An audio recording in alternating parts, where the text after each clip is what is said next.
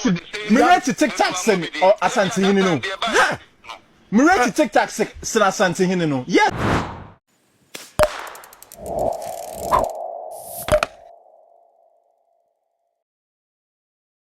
Encheye and Ghana Bar Association no ebeye meeting bi Kwame Nkrumah University of Science and Technology no muwie no and His Royal Majesty two for say to bibi or tosumi no host to party bi edema omo e wo menhia fikesiem na ho and ode betu dwa se Ghana for anyumtofo ni binom enwom no nyansa ewom no se bi mpredasa utia etimi boawo ema nyoma nyina koyie ma wo abrabo mu eno so aboa ede Ghana asiye ewo Africa haye pa chese nipa bibre no etie Ghana nyomo a eno nti no okobo Kofi Kinaata din se ne nyom ba ko se susuka anase obi nyawaye no nyom bi a etimi eboa ma eno na otie a eno no shout out kese pa na ode ema Kofi Kinaata na se mbeto odwa no ema Kofi Kinaata ne giye pa ma nipa bibre bo na ba sampa Kofi Kinaata dem fact ne nyom de nyansa wo miye pa utia etufu nanumu and Pappy Kojo and so echo interview or Kingdom FM and odoko to just sempeduasa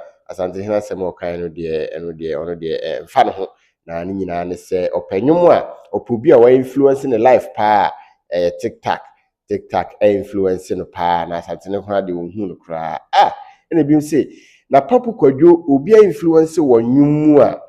ene enwom ben na odi aba wonya influence obi anya influence e wo so a ama waye enwom papa onyom no ebi ne de ya o se wene mam wone mam chinem obis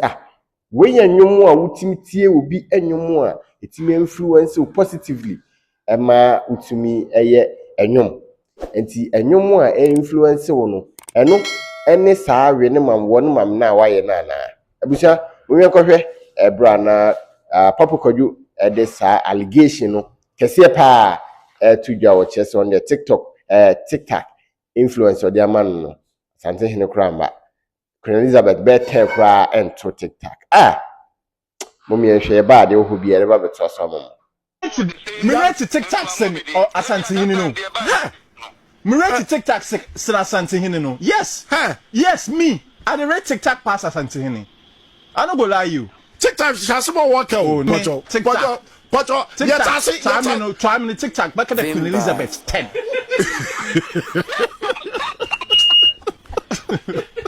Yo. Papi, mem ye dam comparison no dam comparison no. How much influence you put on the man? To ameno Tic Tac influence or the mam no. Muhu more than any AsanteHene bia or any king bia or Ghana.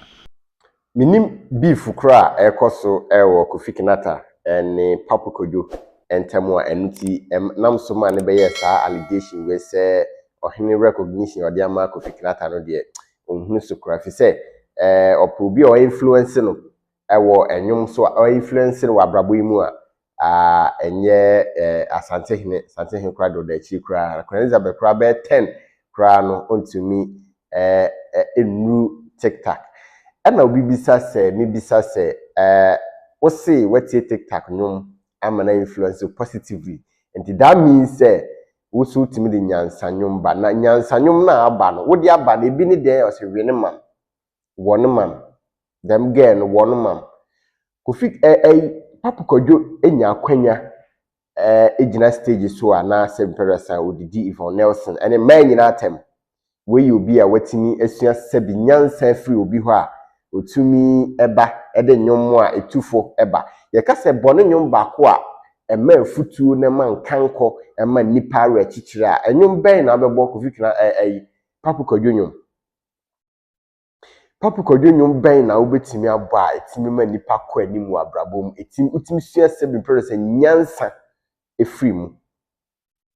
twirebu comment section asema enti bi hu ni say pure hatred ana say enviness na person stay relevant anti but o person stay relevant o attack AsanteHene ana say would na nim ye form a ebra o brand na si na okra brand be na o so obi party no ho say on pe me say fa Pappy Kojo nyom ba ko to ho a utia eye kama chen Kofi Kinaata nyom me say and Ohene kasa no wa mo Kofi Kinaata nko adin o o say some musicians and obo Kofi Kinaata that means say enyomtofo bebre ho mo nyom etie ema afutuo pa wo Ghana ha that lumba number 1 also betimi do the account but certainly Papy Kojo de we 4,000 musicians of Ghana I don't think so because me hu nyom papa bia wabo na me hu good example bia wama on the kotena TV3 also again ebra na gains ensem ne koso nti ono onye obi a te se oni nyom papa bi kra ne akobodin se ukutia ema arachichire ne ade oni bi enti me hu ne se ase otan bi na ode tan Kofi Kinaata na se opese okasa se be ya obi ade na no betum no so stay relevant at least mbeko kosechi when papa Papy Kojo na eja ono so anya sika cry free social media ne ade enti no esa no because me hu ne se asem okan ne same period asem tasum kra because Kofi Kinaata de enye level no one bit enye level kra ne Kofi Kinaata de enye level no until next time say wo kasa na wa hwe obi a utipan no na won no ayeden na won na kasa o music na o music ni mu kra no wonwum be na de atodwa e ma afutu a obi betimi ati na wa bodin say why inspire asem o kan say o say Tic Tac I inspire pa na AsanteHene de ne comment kra de da ba bi kra take obi a Tic Tac I influence o life mu o music mu e ho music na de aba no o da be ni wa feel it big time I feel cry I feel